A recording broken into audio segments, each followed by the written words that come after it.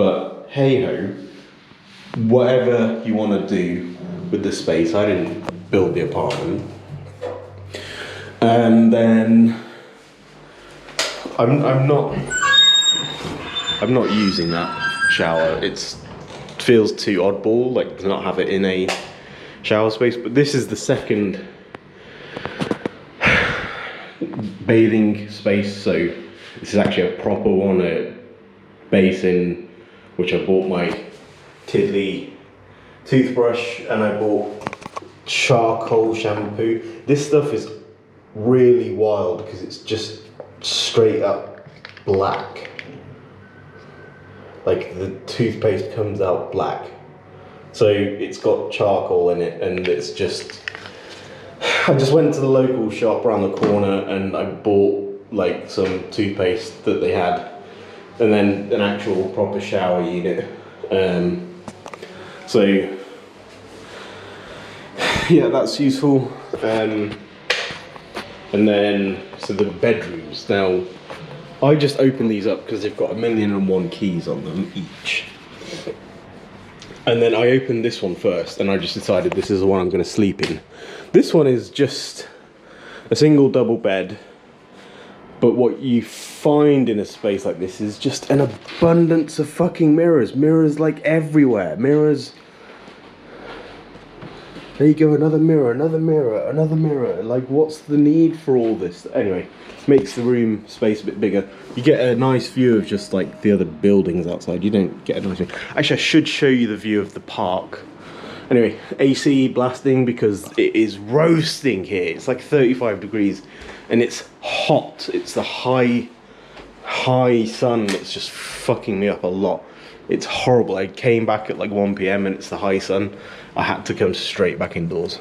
Okay, the next bedroom. Now this is big enough to be a master bedroom if they had these two just changed into one double bed, but two double beds there, you could get a king size bed instead. And a vanity cabinet over there in the corner. This again, it's just these massive cupboards. It's a mainstay of Egyptian homes. Another AC unit which actually does work again. Bananas, light fixtures, just really wild. But more and more mirrors, so you can watch yourself sleeping or whatever else you do in the bedroom. Okay, and then yeah, this space, it's like, so for example, you're a 4-person family, right? You've got a bedroom that's like this, that could be like one of the two kids. No, let me figure this one out. So you've got a single double bedroom, then this one, and then you've got another double bedroom, which is basically an imitation of the first one.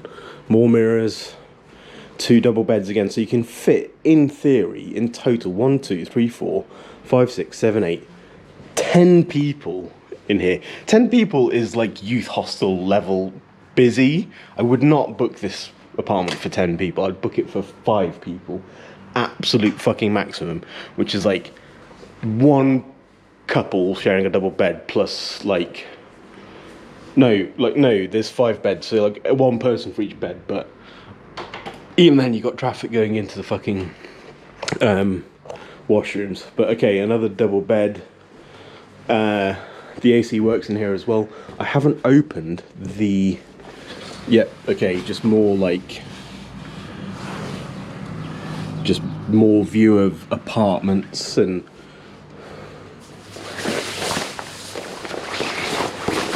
just... yeah, it's not... you don't need to see like after the curtains, because... but... no, it's at least modern and clean, which I'm giving them credit for. They've put out towels on each bed, which again, very useful. I travelled with a towel, found out I didn't need it, so we'll remember that if I rent this apartment again, which in all honesty I probably will. So when I first landed, I jumped in an Uber and I hot-footed over here to get myself let in. Ooh, maybe too many lights off. Let me see if I can. See, there's too many light fixtures. It's fucking weird. Okay, I got in an Uber, got over here, and then just like messaged the person on Airbnb. I was like, oh, is there someone that's going to give me the keys? So a couple of local people came and like gave me the keys to the apartment. They've done the very, very standard thing of like, that's the keys. They've just got a key box outside the apartment door, which I will put the keys in when I leave on my last day. They gave me like some ground rules, which is like basically you can't invite people in. And that's more to do with the society in Egypt. I guess sort of like the moral principles of the country, like you can't get up to debauchery, which again, I need to be very cautious about what I say, but fundamentally I'm just like, no, it's just the norms of the society, go with it. But okay, so this is, I'll just show you one more time outside.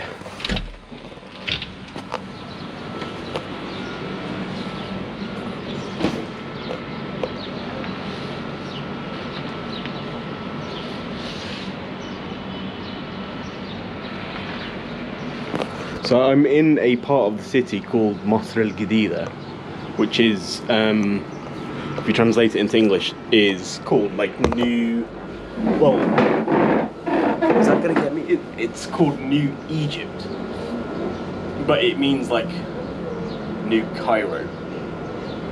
So figure that one out in your own time.